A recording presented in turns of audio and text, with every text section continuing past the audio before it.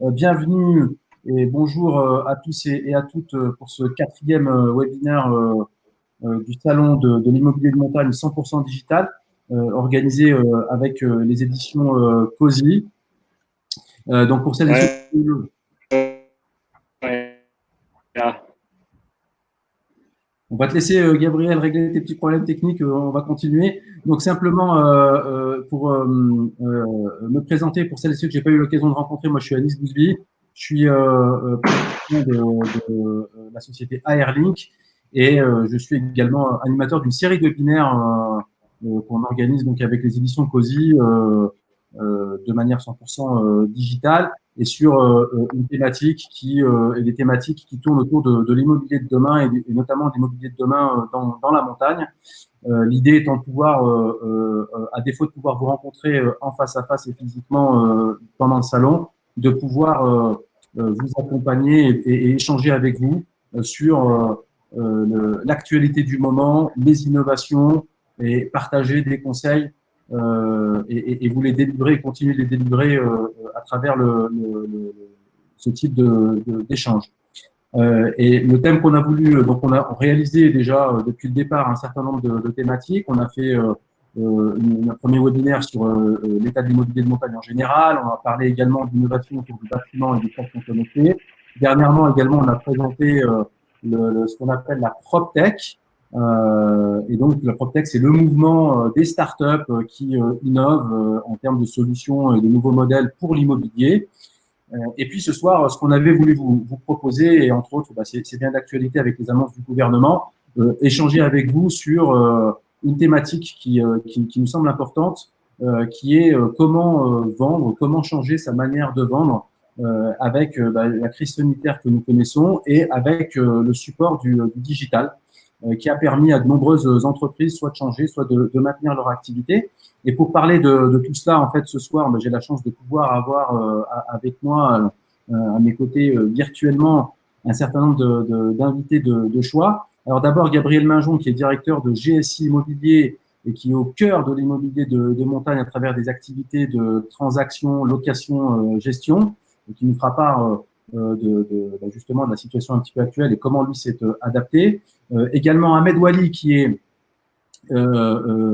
commercialisateur dans l'immobilier neuf et en particulier l'immobilier de montagne, qui connaît bien aussi la situation.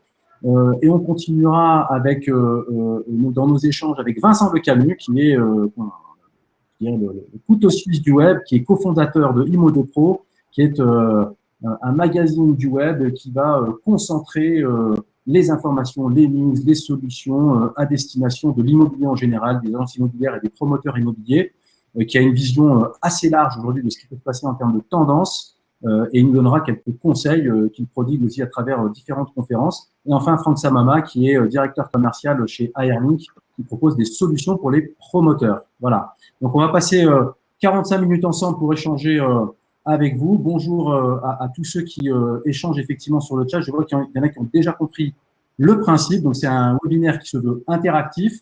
L'idée de ce soir, c'est de partager avec vous des retours d'expérience, des conseils, des solutions. On ne va pas venir avec des solutions miracles, sinon ça se saurait. Par contre, l'idée, c'est de pouvoir partager avec vous, avec intervenants.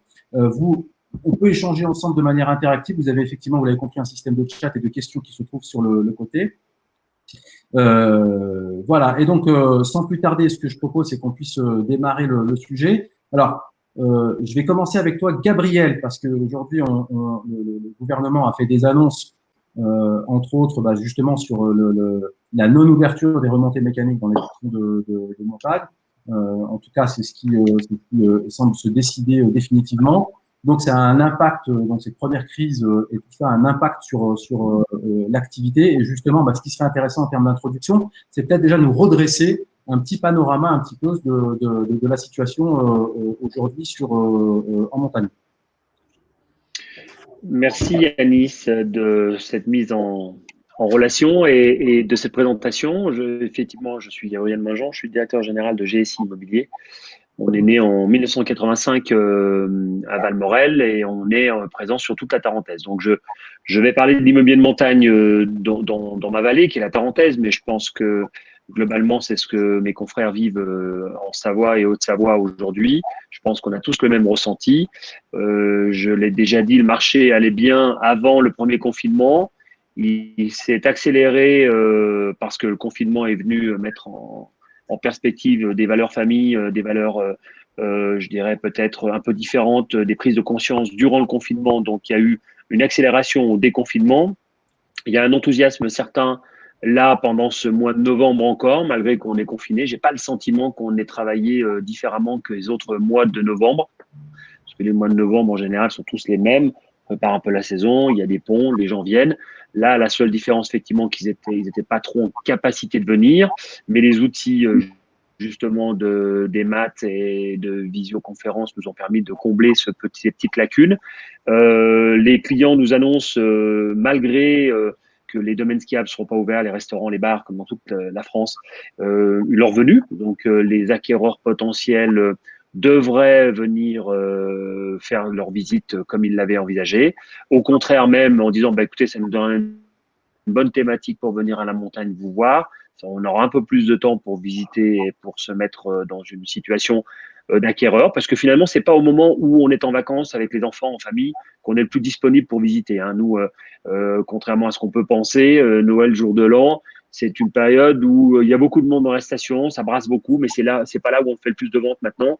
On fait presque plus les ventes au mois de janvier, dans les périodes un peu plus faciles à gérer au niveau des visites, au niveau effectivement des déplacements de la famille, parce que quand on est en famille et qu'on passe du temps, un soir, deux soirs, à aller visiter avec un agent immobilier, voire deux, voire trois, bon, c'est un petit peu moche, et puis les appartements sont tous occupés, c'est très difficile. Donc là, du coup, on aura une facilité peut-être de se mouvoir un peu différemment dans les appartements, parce que les propriétaires seront là, et les propriétaires nous donnent un accès un peu plus facile à leurs propres appartements pour les vendre, évidemment.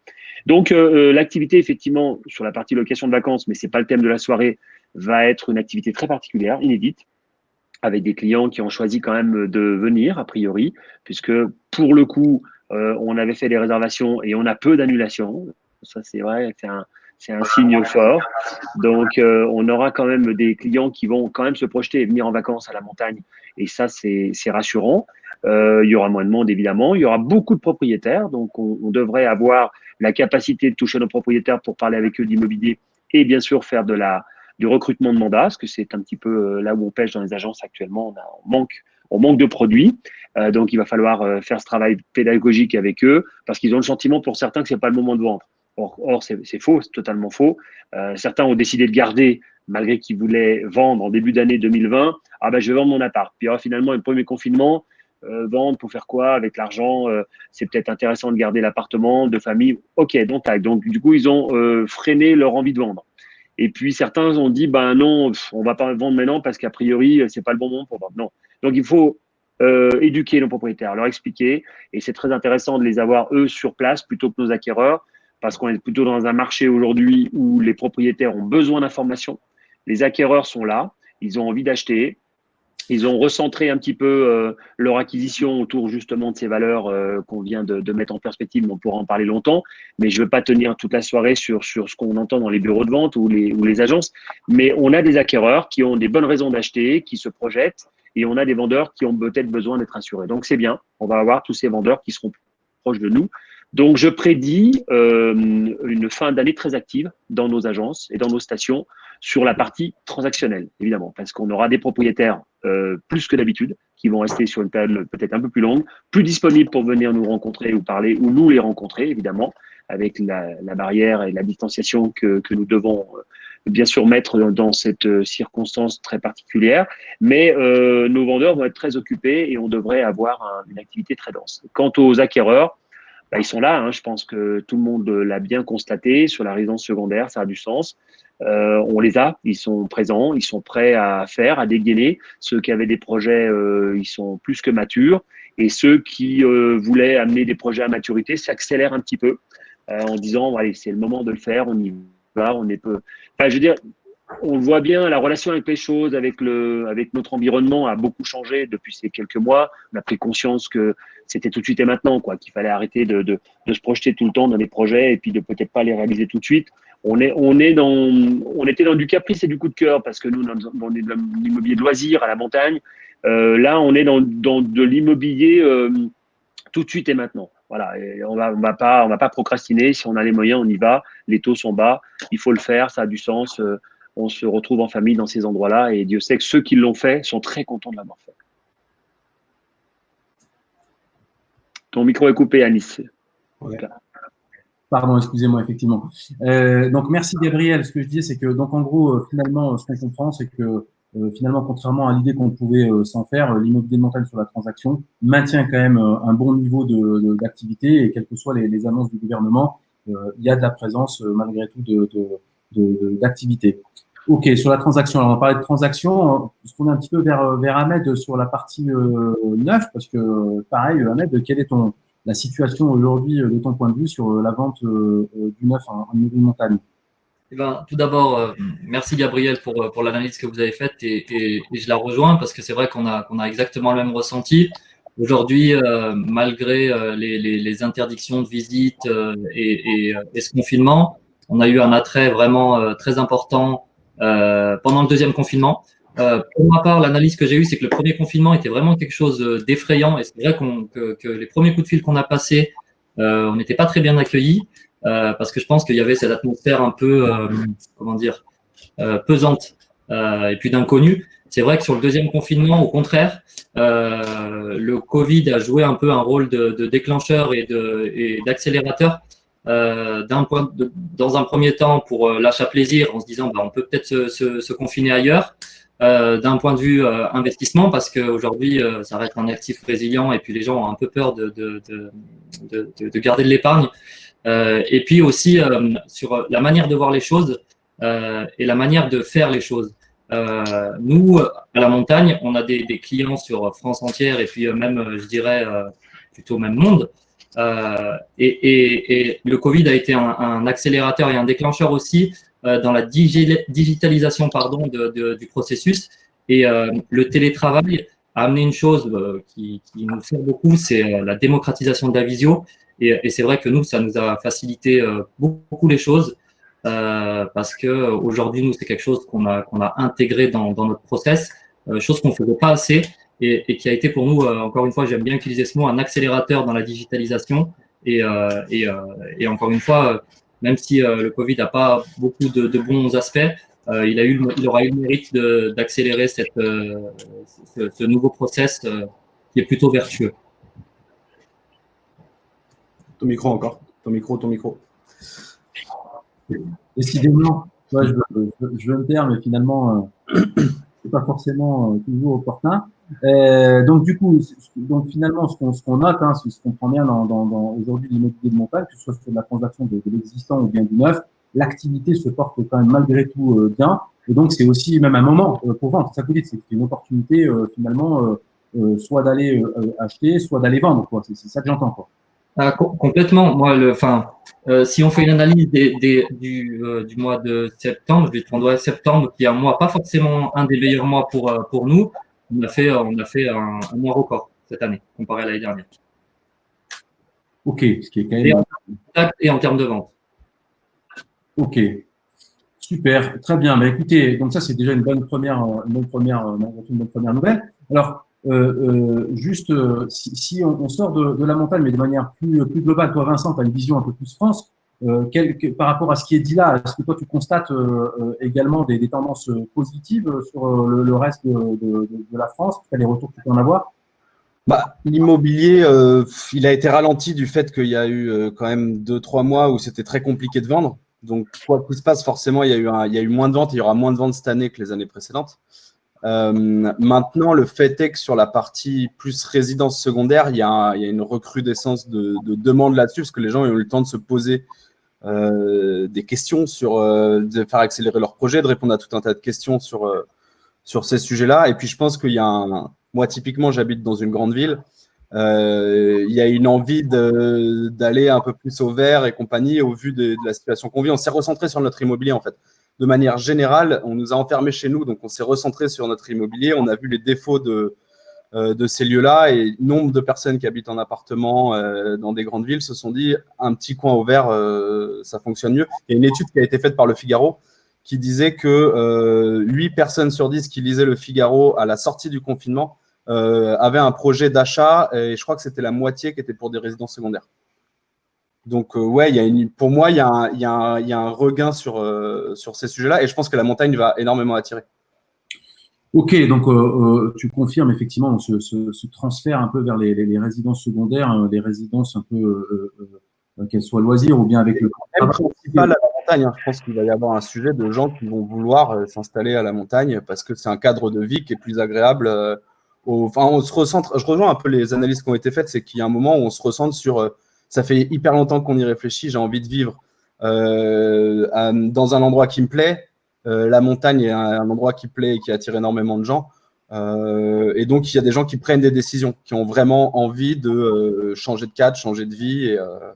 Et je ne serais pas surpris que ça bouge beaucoup sur les prochaines années dans ce sens-là. Ok, donc ça veut dire, et toi, Gabriel, peut-être juste une question avant de passer à la suite. Effectivement, est-ce que toi, tu confirmes que la plupart des clients, en tout cas la typologie des clients qu'on voit, c'est pas simplement des clients qui sont là pour résidence secondaire, mais qui commencent plutôt à avoir leur résidence en montagne, parce que c'est une tendance de fond, effectivement, de dire, bah tiens, je vais aller vivre en montagne, puis je vais aller travailler par télétravail ou bien même me déplacer ponctuellement. Oui, on le ressent tout à fait. D'ailleurs, les demandes ne sont plus localisées uniquement dans les stations d'altitude, ni dans les stations villages d'ailleurs, mais pas dans le cœur des stations, mais dans toute la vallée, dans les villages et la vallée. D'où la vallée, c'est Moutier, Embourg, Saint-Maurice, Bozelle de l'autre côté quand on monte sur Pralognan. Ces bourgs-là sont des gros bourgs sur lesquels les gens commencent à avoir des demandes très sérieuses. Et puis tous les villages entre le bourg de vallée et la station. Du coup, on s'aperçoit que cette demande-là, elle est accompagnée par une autre façon de voir cet immobilier, c'est-à-dire de plus y vivre. Et on n'est pas loin de la station, on n'est pas loin du bourg. Certains le considèrent comme un lieu de villégiature, parce que maintenant, on se part de Lyon, de Grenoble, on est devenu la banlieue de ces grandes métropoles. Les gens partent le vendredi soir, se mettent au vert et 1h30, 2 heures après, ils sont chez eux. Donc, c'est vachement plus sympa quand même d'habiter dans un village, dans une maison de famille, dans un village qu'en montagne, parce que le petit bémol qui reste encore dans nos stations de sport d'hiver, c'est que quand elles sont, on va dire, en sommeil, elles sont vraiment en sommeil. Même avoir de l'eau chaude quelquefois dans certains bâtiments, c'est pas simple. Donc, il y a quand même une vie en station qui est très ponctuée par le début de saison, la fin de saison, le début de saison d'été, la fin de saison d'été, parce que les copropriétés décident de mettre le chauffage, couper l'eau. Voilà. Donc, il y a quand même encore toute une mécanique qui fait que elles sont pas 4 saisons, même si on voulait. Hein, même si un propriétaire décide d'aller dans une copropriété ou dans son appartement au mois de mai, eh ben, il sera peut-être pas en capacité de le faire. Et beaucoup sont déçus parce que il peut pas avoir de l'eau chaude. Et voilà. Donc il y a toute une réflexion, nous les syndics aussi, au niveau des syndics pour ouvrir maintenant un petit peu les appartements en mode agile, parce que c'est vrai que de mettre en route 6 ballons de 8000 litres, c'est peut-être stupide. Par contre, s'il y a un ballon de 200 ou 250 litres ou à chauffage rapide pour quelques occupations en intersaison, c'est peut-être malin. Donc, il y a tout un environnement qui bouge, qui change, parce que les lignes bougent, parce qu'il y a des gens qui veulent habiter dans leur appartement, ils les ont, ils veulent les habiter. Donc, on voit bien que la demande s'accompagne d'une autre façon de penser l'habitat. Et effectivement, quand on demande plutôt un appartement entre Bourg-Saint-Maurice et les Arcs ou entre Moutier et Méribel, on comprend rapidement que c'est. Ok, on comprend donc que ça s'est arrêté. Et donc, du coup, juste, Gabriel, du coup, tant qu'il nous rejoigne, je vais poursuivre avec Ahmed justement rapidement. Juste une question qui est intéressante, c'est est-ce que toi, du coup, ta clientèle change et est-ce que les prix augmentent en fait? Est-ce que le fait qu'il y ait ce revers, voilà, déjà, en termes de voilà, alors, prix, nous, dans notre métier et notamment dans la vente de neuf, on va vraiment essayer de comprendre le projet du client. Et on remarque cette dernière année-là que beaucoup voient le projet à plus long terme et selon des configurations différentes. Donc, dans un premier temps, effectivement, c'est une résidence secondaire, mais de plus en plus, le voient comme une résidence principale à terme et se move petit à petit. Donc, effectivement, dans un premier temps, ils vous présentent ça comme une résidence secondaire, mais qui va évoluer. qui va évoluer dans le sens où effectivement ils se rendent compte que le télétravail est de plus en plus important. Donc nos profils de clients, c'est des gens qui ont entre 40 et 50 ans, qui se rapprochent de la retraite. Donc ils se disent aujourd'hui j'ai 50 ans, le télétravail est de plus en plus important. Dans un premier temps, c'est une résidence secondaire. Dans 5 ans, c'est le télétravail la moitié de l'année. Et puis à la retraite, je m'installerai définitivement dans ce lieu qui me plaît vraiment et qui a un cadre exceptionnel. Mais c'est vrai que ce genre de demande, aujourd'hui, si je devais les quantifier, ça représente entre 35 et 45% de nos demandes, oui. Et est-ce que les prix vont augmenter, du coup? Les prix vont augmenter. Le neuf, c'est assez particulier. De toute façon, les prix à la montagne, enfin, dans les stations sur lesquelles je travaille en Haute-Savoie, ne font qu'augmenter. Moi, j'ai jamais vu un prix baisser. Aujourd'hui, il faut savoir, un bilan immobilier, il est monté 2 ans auparavant. Aujourd'hui, nos prix sont fixes. Ils n'ont pas vocation à augmenter, sauf si on prend du retard et qu'il y a un boom exceptionnel. Donc aujourd'hui, les prix sont fixes, ils n'ont pas tendance à augmenter. Non. Mais pour les futurs programmes, les futurs montages, oui, les prix augmenteront, bien entendu.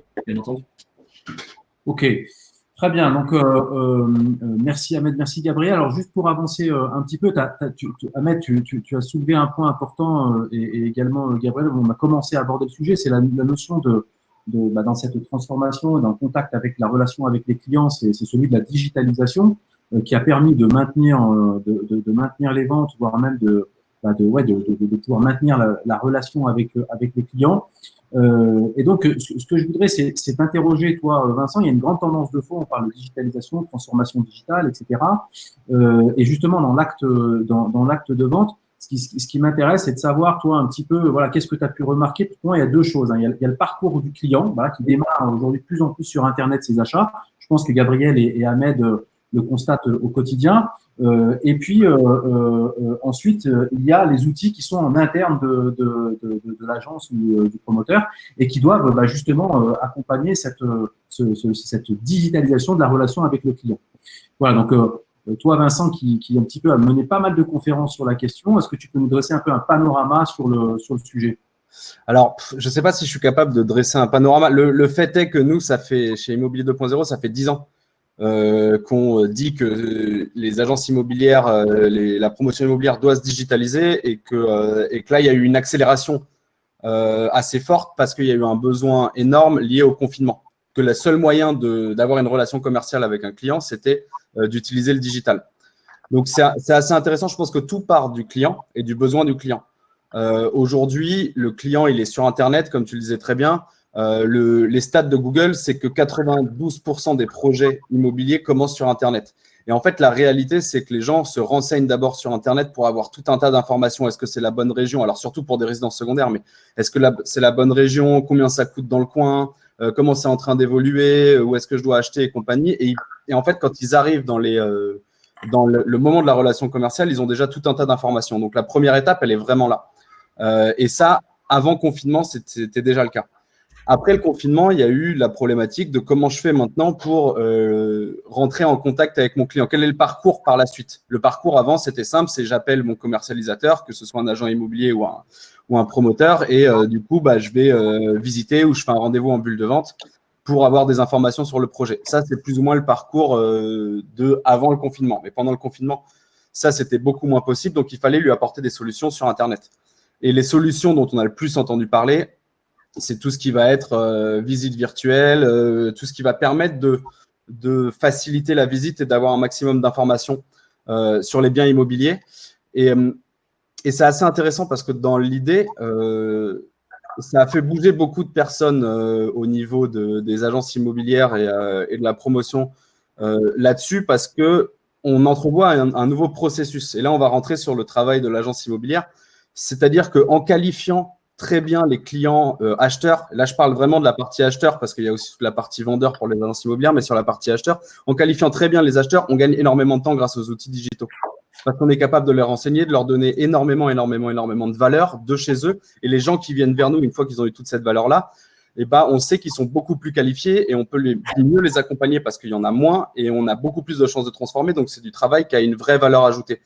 Tout ça pour dire que le confinement, à mon sens, a fait accélérer les choses, oui, mais en plus a donné aux professionnels de l'immobilier cette vision très claire que connaître son process et maîtriser son process en interne du parcours client, du parcours conseiller dans l'immobilier permettait de faire gagner énormément de temps et de proposer les bons outils aux bons endroits. Là, j'ai parlé de la visite virtuelle parce que je pars de l'acheteur et je fais son process dans l'ordre. Mais typiquement, derrière, on sait très bien qu'il y a les outils de signature électronique qui ont sauvé quelques mandats de vente pour les agents immobiliers, mais aussi qui ont permis de sortir j'ai pas retrouvé mes mots parce que je suis très fatigué, mais des signatures, des engagements pour acheter des biens dans la promotion. Et derrière, on est même allé plus loin pendant le confinement parce que en l'état, il y a l'État d'ailleurs qui a tout simplement dit aujourd'hui, les notaires sont quasiment obligés de mettre en place des solutions pour pouvoir signer des actes authentiques à distance avec le consentement mutuel. Donc, aujourd'hui, on est capable de dématérialiser l'ensemble de la transaction. Ce qui ne veut pas dire que les gens ne voudront pas visiter quoi qu'il en soit et qu'il n'y a pas toujours des gens pour des résidences principales qui ont besoin de visiter. Mais si je prends l'exemple du neuf, j'avais un énorme débat avec des gens spécialisés là-dedans. Aujourd'hui, dans le neuf, tu ne visites pas vraiment ton bien immobilier. Tu visites le lieu pour prendre la température et on te donne tout un tas d'informations pour te projeter. Et on te donne tout un tas de documents pour te rassurer et réassurer ta vente. Et si ça permet de faire des ventes aujourd'hui, ça le permet aussi dans l'ancien parce qu'on est aussi capable de rassurer, on est aussi capable d'aider les gens à se projeter sans forcément visiter le bien. Ça dépend si c'est de la résidence principale ou de la résidence secondaire. Tout ça pour dire qu'aujourd'hui, ça a mis une accélération sur la digitalisation, mais ça a aussi mis en lumière quelque chose qui est, à mon sens, très, très important. C'est que tous les outils existent et sont là pour accompagner le client de manière globale et complète. Après, pour partir sur la partie agence immobilière ou bulle de vente ou peu importe, plus sur le métier de commercialisateur, la réalité, c'est que il faut tout part de la maîtrise de son process et de la maîtrise de sa relation client. C'est-à-dire qu'il faut savoir par où il est rentré, qu'est-ce qu'on a eu comme interaction avec lui, où est-ce qu'il en est dans son process, comment je dois le relancer, avoir un vrai suivi de tous ces éléments-là pour lui donner les bons outils au bon moment et surtout comprendre de quelle manière évolue son besoin et sa demande. Et encore une fois, les CRM sont là pour faire ça et il faut, je finirai là-dessus parce que je ne sais pas si j'ai été long ou pas, mais à mon sens, ce qui est essentiel, c'est de comprendre que la techno, elle est là et qu'elle aide à digitaliser et qu'elle doit servir à fluidifier, le process du client, donc améliorer l'expérience et fluidifier le process au niveau du client acheteur ou vendeur, et deux, à améliorer la productivité des professionnels de l'immobilier. En gros, la techno, elle existe, mais ça ne veut pas dire qu'il faut prendre la techno pour la techno. Il faut partir de la problématique soit du client, soit de l'agent immobilier qui se dit ça, il faut que je trouve une solution à ce sujet-là. Et une fois qu'on a la problématique qui est bien identifiée, mettre la techno en face pour répondre à cette problématique. Voilà. Ok. Non, mais effectivement, tu as raison. C'est que aujourd'hui, ce qui est clair, c'est que dans l'idée, toute la technologie, elle est là. Le vrai sujet, c'est la transformation digitale. Et dans transformation digitale, il y a le mot transformation. En fait, il faut accepter de changer parce que tous ces outils digitaux, ils sont là. Mais la vraie question, elle est de se remettre en question en interne sur sur son organisation interne et sur son… et s'occuper du client, quoi. Comprendre le client, c'est quoi son besoin aujourd'hui, comment on peut l'accompagner et vraiment se poser ces questions-là, sachant qu'on est en plus dans une période de transition où je crois que c'est Ahmed qui disait que ses clients, ils avaient entre 40 et 50 ans. C'est typiquement le cas de… moi, mon père, il a dans ces âges-là, c'est un fan de techno, mais de l'autre côté, ma mère, elle déteste la techno. Donc, il faut aussi réussir à s'adapter à chaque cas client pour réussir à proposer le process qui convient à la personne. Certainement que dans 10 ou dans 15 ans, ce sera full techno parce qu'on aura grandi avec des outils technologiques depuis qu'on est tout petit. Mais là, on est vraiment dans la période de transition. Donc, il faut accompagner et former les clients et il faut accompagner et former les professionnels en interne aussi sur ces outils-là.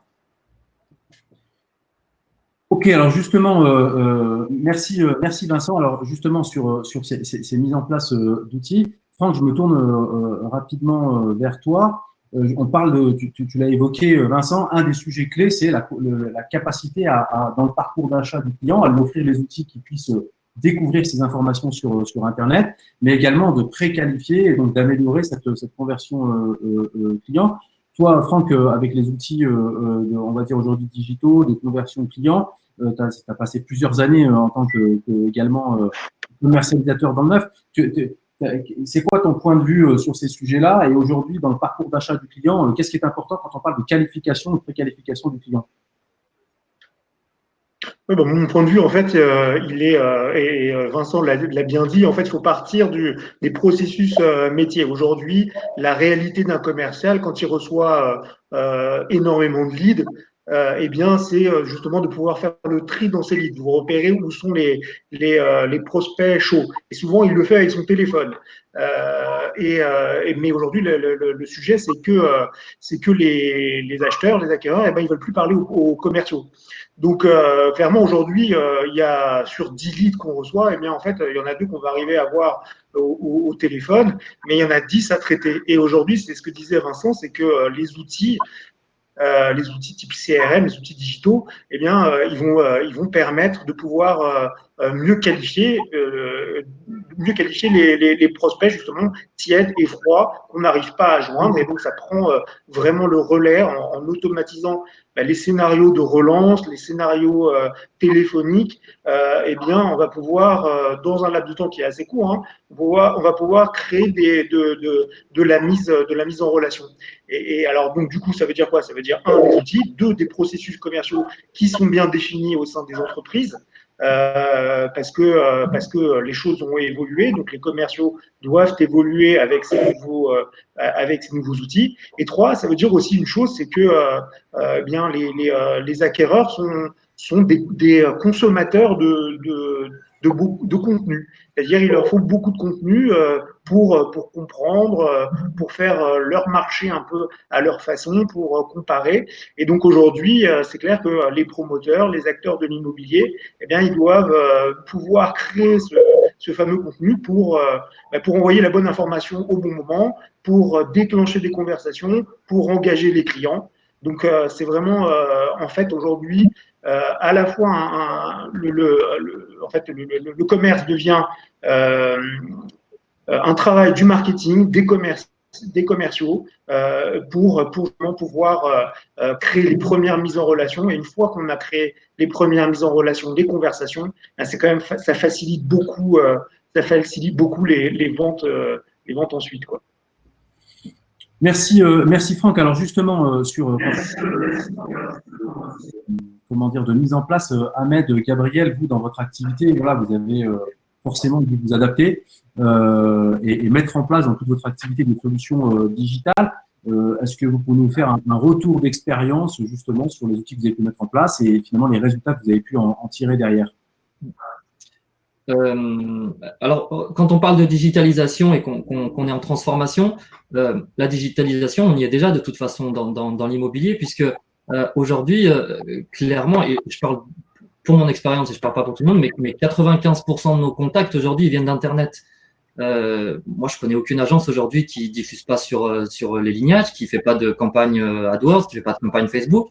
Si vous enlevez tout ça et que vous passez sur Paru Vendu, vous pouvez mettre la clé sur la porte, ça fonctionne plus. Donc la digitalisation, on y est.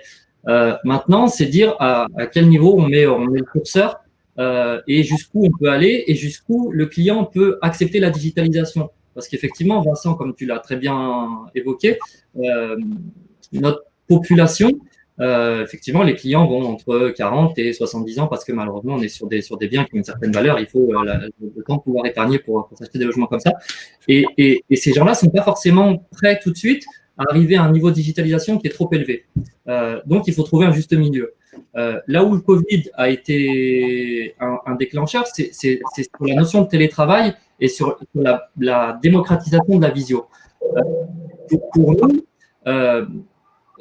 ce qu'on a intégré dans notre processus, et aussi parce qu'on n'a pas eu le choix, parce qu'on a dû passer en télétravail, c'est comment intégrer cette visio dans le process de vente.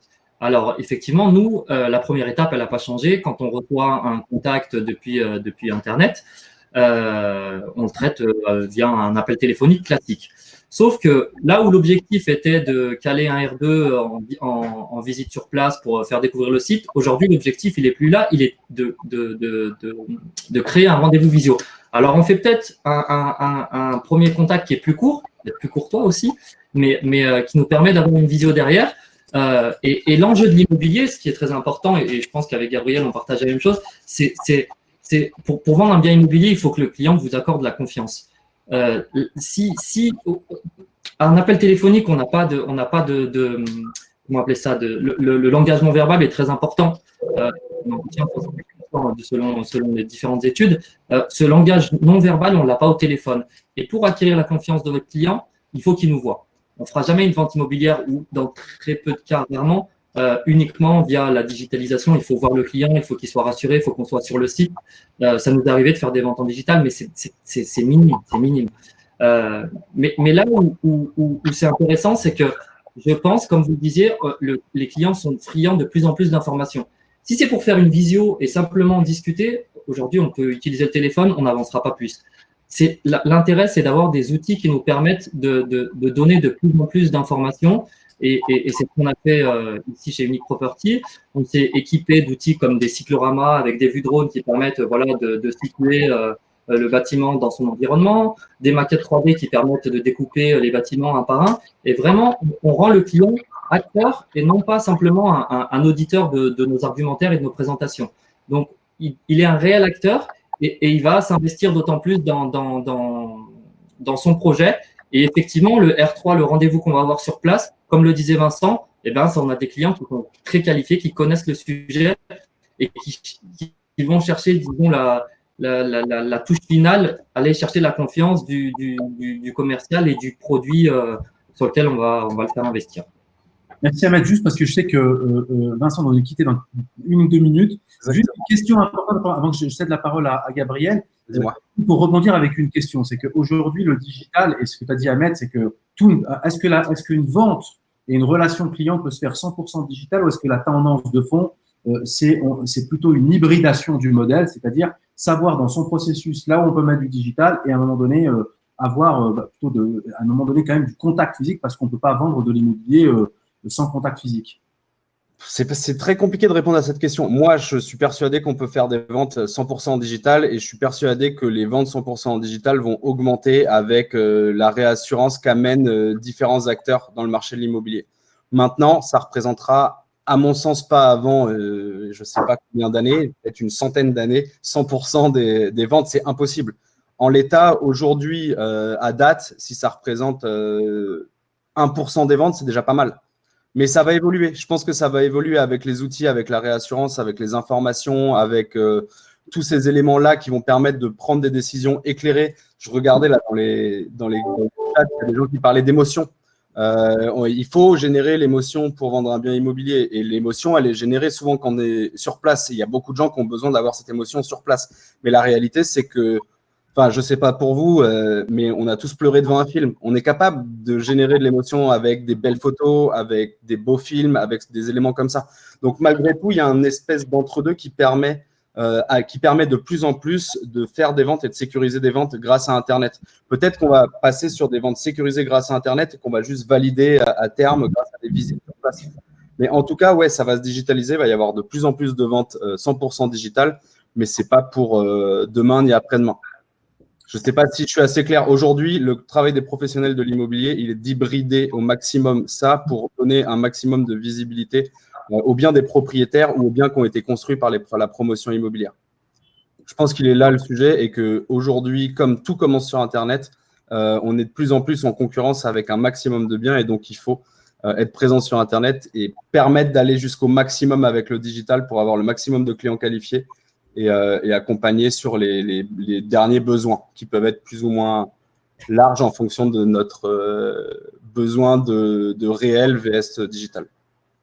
Super, très bien. Message entendu. Merci Vincent, merci pour ta présence. Je sais que tu dois nous quitter jusqu'au bout, mais ce n'est que partie remise. Merci beaucoup Vincent, à bientôt. Merci, à très bientôt et puis bonne soirée à tous. Merci. Ciao. Bonne soirée Vincent. Oui, donc du coup, Gabriel, toi, tu as une activité aussi, transaction, location, gestion. J'imagine que ça te demande, justement, en parlant de digitalisation, quand même, c'est peut-être un accélérateur aussi pour toi sur toutes ces activités. Qu'est-ce que tu as mis en place de ton côté et est-ce que comment dire, le Covid est un accélérateur justement de transformation pour toi? Oui, clairement, hein. Tout ce qu'on vit maintenant a démocratisé totalement notre façon de travailler, hein. La preuve, c'est que ce soir, on fait un webinaire. Il y a encore quelques temps en arrière, je pense que ça aurait passionné personne. Aujourd'hui, il y a ceux qui sont en direct et on les salue. Et il y a ceux qui vont le voir demain en podcast avec le temps qu'ils auront pour le faire. Non, c'est vrai que c'est une aide à la vente indéniable, ça c'est sûr, hein, le digital, parce que franchement, signer des documents, faire de la paperasse, avoir des informations complémentaires, enfin tout ça, il n'y a pas besoin de se déplacer pour venir les chercher au bureau. Il y a quand même besoin de rendre plus fluide tout le schéma. Une vente, c'est pas simple, hein. Une vente en neuf, c'est un petit peu plus simple en VFA, mais en transaction pure, c'est pas simple. C'est beaucoup de choses à signer, c'est beaucoup de choses à regrouper, c'est beaucoup de paperasse. Donc, c'est sûr que tout ça, la digitalisation nous a permis quand même de faciliter. C'est une aide à la vente incroyable. Maintenant, c'est sûr que nous, même si c'est un produit figé, l'immobilier, c'est quand même un produit en mouvement qui respire. On a besoin de ressentir quelque chose. Je dis ça et en même temps, ceux qui se prononcent sur l'achat en VFA, eux, n'ont pas cette capacité de se projeter dans les appartements. Et d'ailleurs, il n'y a pas beaucoup de gens qui sont capables d'acheter en VFA, hein. Si on regarde, il y a des gens qui sont très dubitatifs, qui n'aiment pas acheter en VFA parce qu'ils ont besoin de rentrer dans un lieu et de le ressentir. Donc, il y aura encore ça, et ça, il faut le garder, hein, évidemment, hein. C'est pas une voiture où on peut changer la couleur du bouclier avant, arrière, du toit et autres, parce qu'une voiture, effectivement, une Mini aujourd'hui, pour pas la citer, elles sont toutes pareilles, elles rouleront toutes de la même manière. S'il y a un problème, on ira au garage.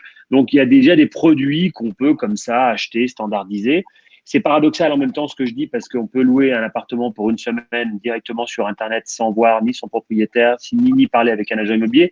Donc, on voit bien que quand c'est pour louer quelque chose d'une semaine, on s'autorise de se planter. On se dit, moi, je le loue. A priori, toutes les photos qui me permettent de juger que l'appartement me convient sont là. Et il y a une statistique qui disait qu'à moins de 10 photos, c'était difficile de se projeter dans un appartement. Donc, il y a au moins 10 photos pour le louer.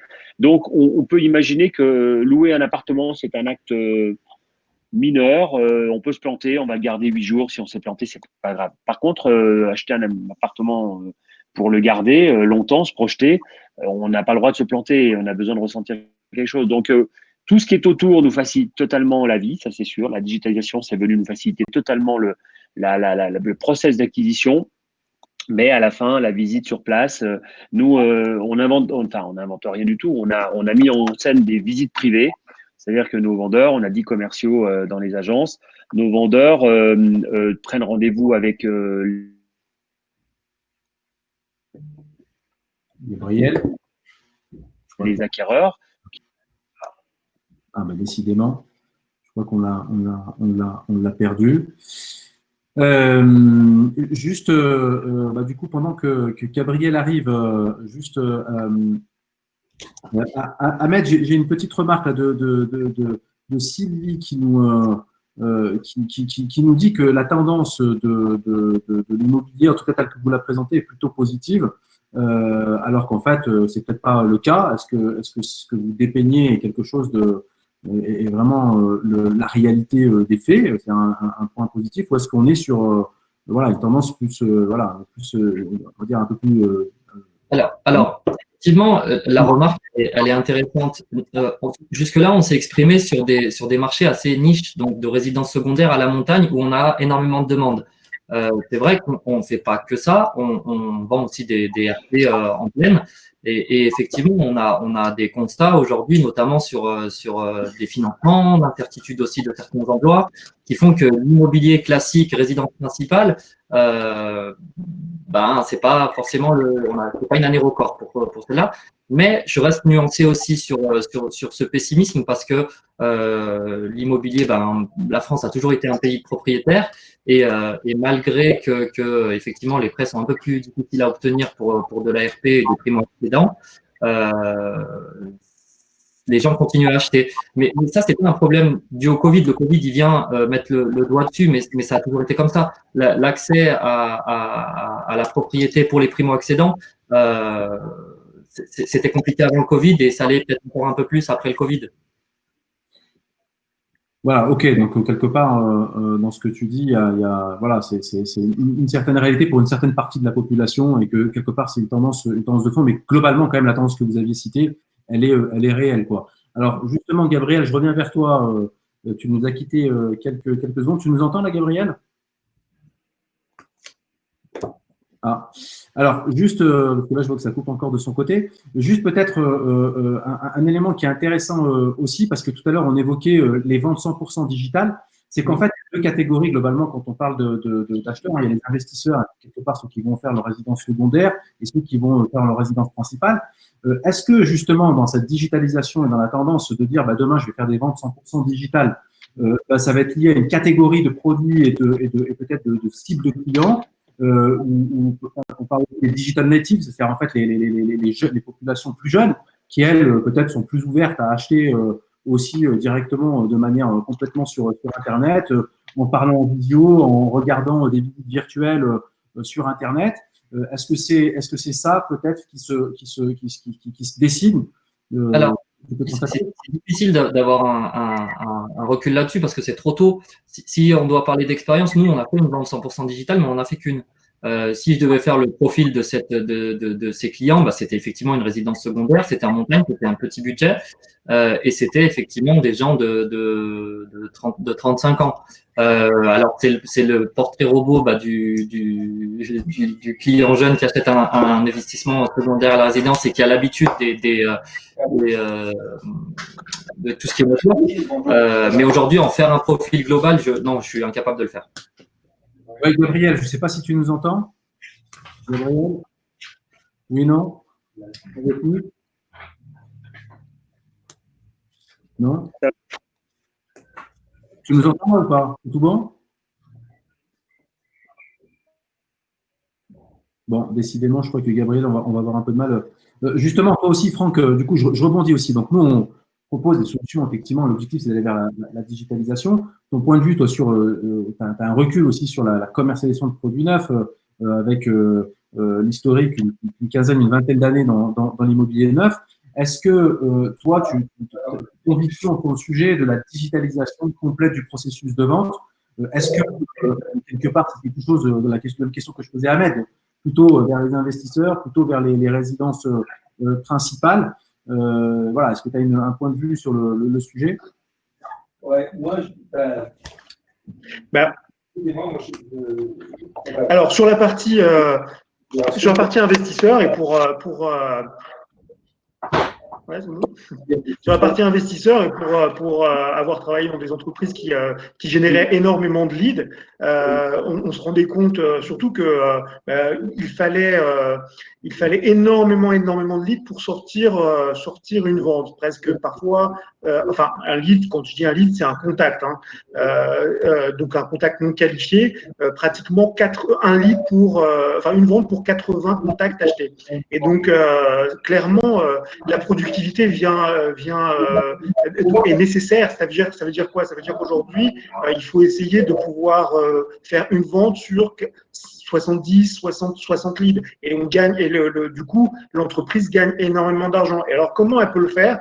Parce que justement, ces contacts, en fait, ils sont très volatiles, ils sont pas intentionnistes, et donc tout l'enjeu, c'est de pouvoir justement créer la relation avec ces fameux contacts pour justement faire un premier rendez-vous. Et ça passe beaucoup par le fait de créer encore une fois beaucoup de contenu via email, parce qu'on sait très bien aujourd'hui qu'il faut 2, 3, 4, 5, 6, 7, 8 relances parfois pour avoir un premier contact. Et ça peut pas forcément se faire par téléphone, et souvent les commerciaux s'épuisent au téléphone pour le faire. Donc c'est vrai que dès qu'on a des outils qui permettent d'organiser ces activités, d'organiser ce processus, il y a de plus en plus d'outils, comme on a nous, qui permettent de faire du scoring, de voir comment les gens se comportent, comment ils s'engagent via sur Internet, via emailing. Et bien, du coup, ça aide énormément le commercial à pouvoir justement à pouvoir être efficace et justement travailler, traiter les leads qui donnent l'indication, qui sont le plus intéressés, engagés. Mais ça veut dire quoi? Ça veut dire encore une fois multiplier les micro-interactions avec des contenus. Il faut produire des contenus et il faut trouver toujours des déclencheurs à la mise en relation. C'est toute la difficulté du marketing et du commercial.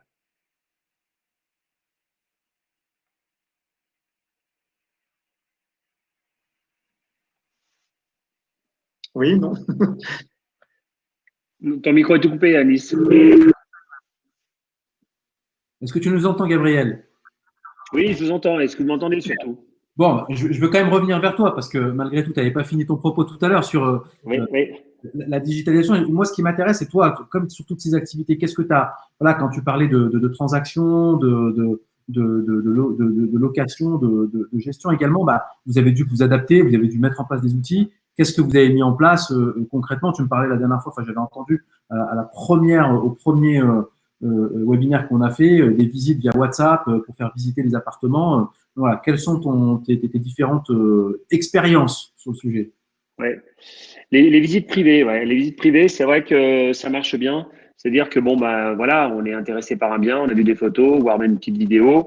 Enfin, tout ça n'a pas été commenté. Ça, c'est pas très vivant tout ça. Donc, on approche des couverts clients, on approche bien sûr une sélection d'appartements et on fait une visite comme si les gens étaient avec nous, sauf qu'ils sont pas avec nous, ils sont chez eux. Et on part sur une visite de 3 appartements. À chaque fois qu'on arrive dans un appartement, ben, on fait la visite en reprenant les clients en disant ben, je suis prêt et on ouvre la porte et c'est une visite guidée et la personne nous guide justement vers les points d'intérêt de l'appartement. Et on va écouter, ce peut tourner à gauche là, j'ai vu qu'il y avait Bon, on n'est pas aidé. Donc, vous voyez, un conseil avant de faire une visio, ce qui est important, c'est de valider sa bande passante, voilà, je vous le dis, et donc d'avoir du réseau Ethernet, ça c'est important. Voilà, c'est quelques préconisations parce que le digital et Internet, ça marche bien et ça nous aide, mais par contre, parfois, il faut prendre quelques précautions et préparations. Alors, du coup, parce qu'on approche de la fin, juste Ahmed, Franck, voilà, la question, c'est voilà, on est tous soit nous même acteurs d'apport de solutions. Mais toi, tu opères au quotidien. C'est quoi les conseils que tu pourrais donner pour aborder sa démarche dans le domaine, enfin, voilà, dans l'installation d'une digitalisation de son processus? Les conseils, c'est difficile à donner parce que, enfin, on a tous une manière de travailler différente. Mais aujourd'hui, c'est vrai que la difficulté, elle est dans le changement. On est habitué à travailler d'une certaine manière, on s'y est un peu automatisé, mais il faut effectivement passer ce cap de peur de l'inconnu. Et c'est ce qu'on a fait en équipe. Hein. On a travaillé tous ensemble pour mettre en place ce processus. Et puis au final, on se rend compte qu'il y a des bénéfices qui sont énormes parce que aujourd'hui, la visio, c'est un gain de temps énorme. Nous, on est basé à Aix-les-Bains. La plupart de nos programmes sont en montagne. Donc, il faut savoir que c'est entre 1 heure et 3 heures pour les plus loin de trajet. Quand on fait une visio, on a économisé entre 2 et 6 heures de temps dans la journée. Donc, on peut faire plus de visio, plus de rendez-vous. C'est un gain sur ce que j'appelle le capital frustration, parce qu'il n'y a rien de pire que faire 2 heures de route, dans le pire des cas, faire un mauvais rendez-vous ou alors prendre un lapin. Si on prend un lapin en visio, c'est pas grave, on enchaîne sur l'autre. Et puis en pensant à la planète, c'est un bilan carbone qui est plus intéressant aussi. Donc, il faut plutôt aller chercher les bons côtés de la visio et le gain de productivité qu'on peut avoir, plutôt que se dire c'est difficile de changer et puis ça c'est pour les autres, c'est pas pour nous. Aujourd'hui, on va forcément vers ce nouveau process et il faut y aller en étant acteur plutôt que victime de ce changement. Effectivement, moi j'ai passé 15 ans dans les sociétés de services informatiques et puis là on a une solution effectivement de digitalisation du processus. Ce qui est important, c'est pour ça que je l'évoquais tout à l'heure, ce qui est important, c'est qu'on a quelques conseils à prodiguer sur la démarche.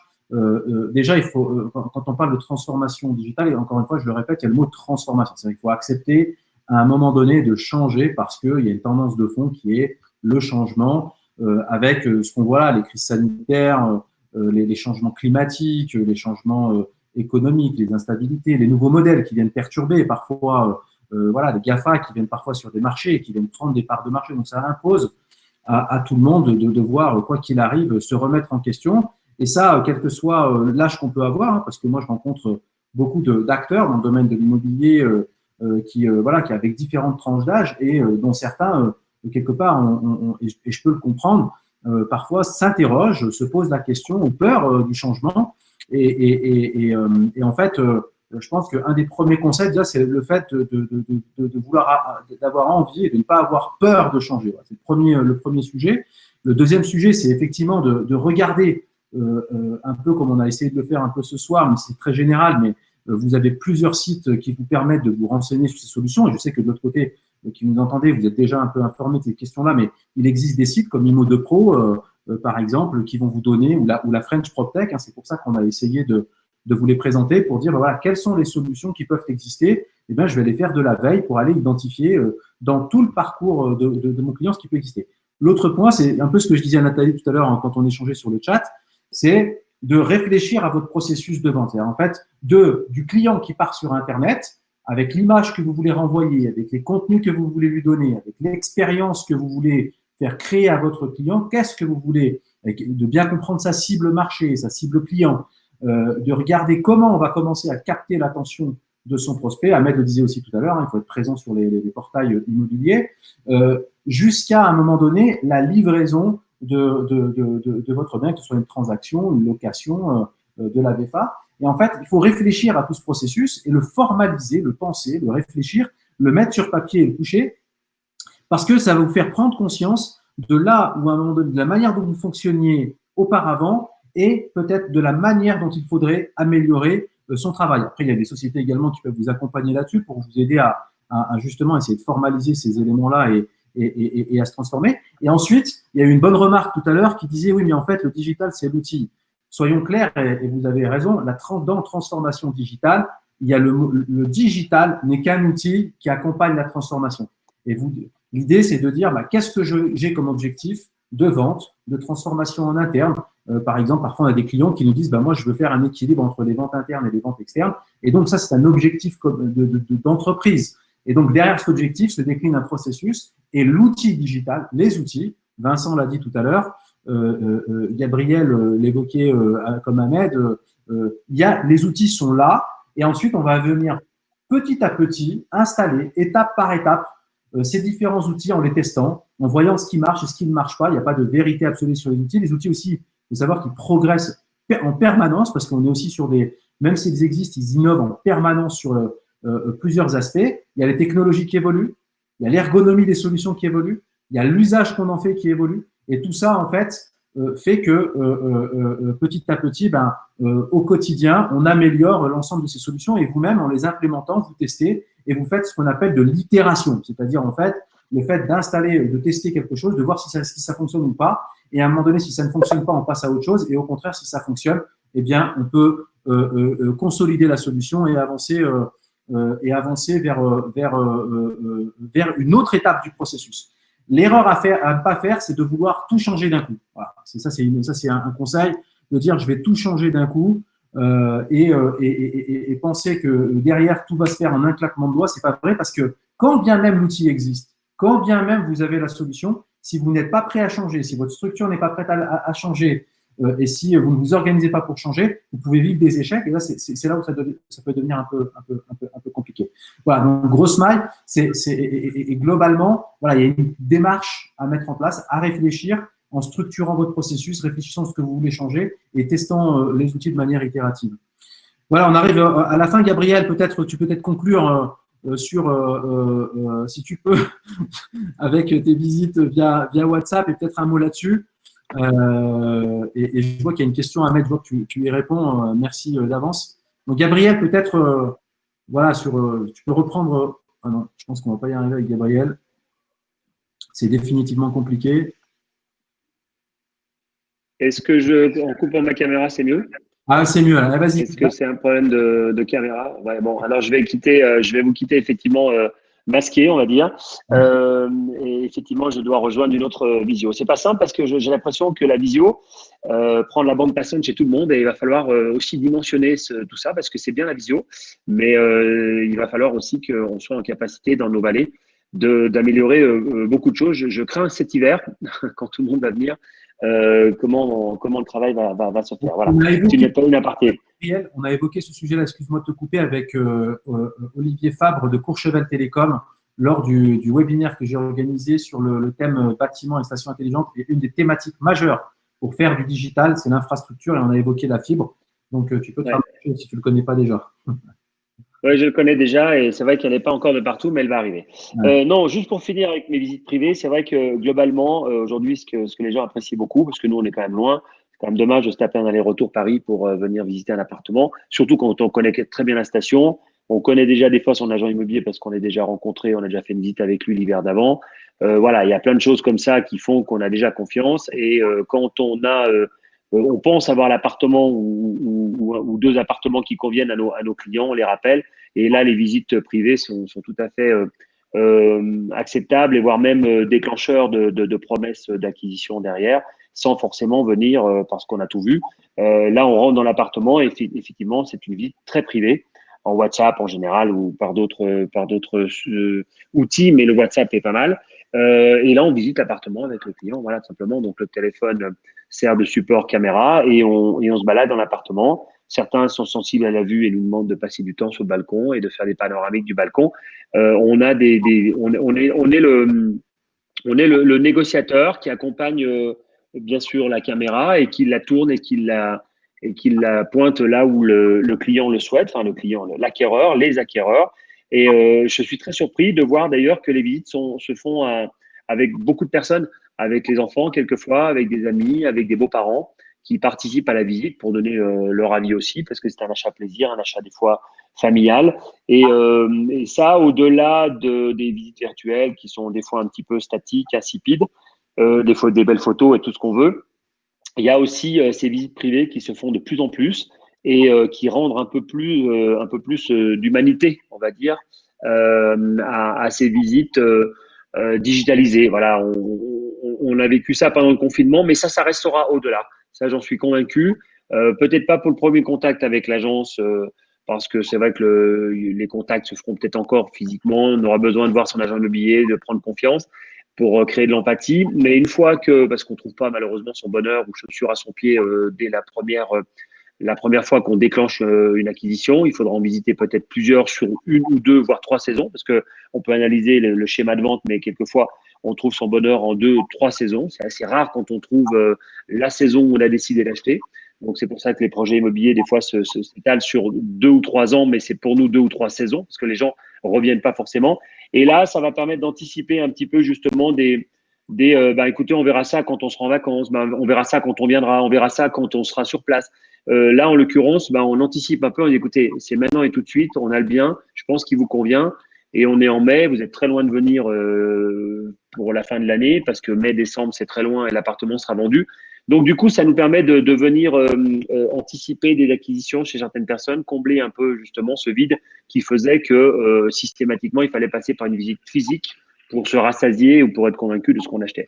Donc, en ça, il y a plein de choses qui vont rester après le confinement, c'est sûr. Ce qui s'est passé pendant cette pandémie, on est encore en plein dedans, mais on peut déjà parler un petit peu au passé, parce qu'on sait tout ça on sait que faut être optimiste, tout ça sera plus qu'un mois de souvenir dans quelques mois.